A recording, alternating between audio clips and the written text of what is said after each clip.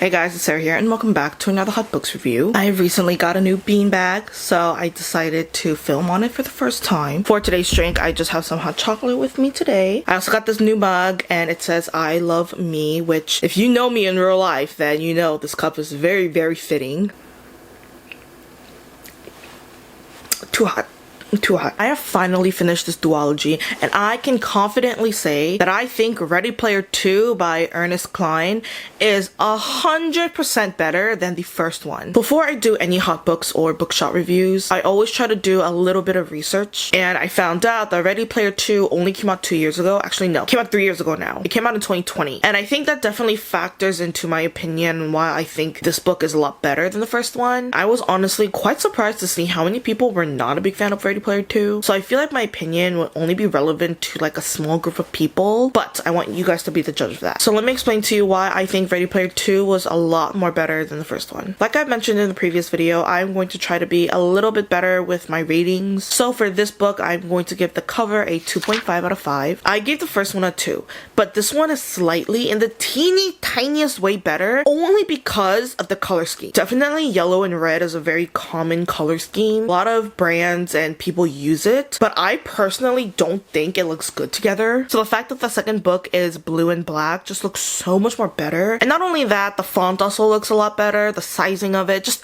everything overall, the second book just looks a lot better than the first one does. If you are here, I assume that you read the first one. So we all know that Wade won Holiday's contest. Now that Wade is a new heir, he lives inside the creator's house, where there he stumbles upon one of Holiday's vaults that holds a new technology advancement that's going to make the Oasis a lot more addicting than it already is. With this new discovery, a new quest opens up and a new enemy arises. Now Wade has to make the ultimate decision that is not only going to affect his life, but as well as million others across the world. Right from the beginning, you know what is about to go down, and I am living for it. Immediately, the first couple of pages captured my attention. There are a lot of world build details that I feel like a lot of people did not like, considering the fact that this is the second book, but I wasn't really bothered by it. I feel like it was very necessary because everything took place in a different setting and a different place from the first book did. The one downside that I have of this book is the timing of everything. Time seems to be moving at a completely different speed, because with all the rambling and all the action, there is no way just a minute or two passed. Like a whole fight would break out and only 1 second passed.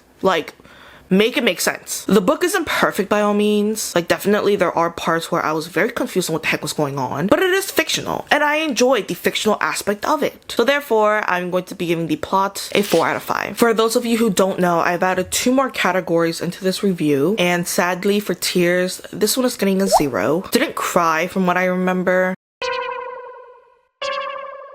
Just a side comment, I still hate the romance. Ever since the first one, I found Wade and Samantha to be such cringy people. Next one we have is the characters, which I'm going to be giving a 3.5 out of 5, and let me just start by saying, dumbest kids ever. Would I say I'm surprised? No. There are a couple of new characters though that, no offense, don't really have a personality. The only thing I can see that this book did was give the High Five a decent amount of character development, which was good. So overall, I'll be giving this an 8.5 out of 10. For all the hate that it's got, I definitely don't think it deserved that much heat, which, to be fair, I think this is where my opinion only matters to a certain group of people come in, because I wasn't waiting around for the sequel. I didn't read the first book when I was younger, and I also didn't have the best first impression of Ready Player 1. I didn't really like it, so my expectations were really low, and again, I didn't wait around for the sequel to come out. So that's my intake. So that was it for my review of Ready Player 2, which is the second book from the Ready Player 1 duology. I'm gonna be real with y'all. I don't think I'm gonna be reading this duology again. It's not bad. I don't think it's good enough for a second read though. I will recommend it though. If you are into the 1980 pop culture, you will definitely thrive. But if that's not your cup of tea, then I honestly wouldn't even try or give it a read, because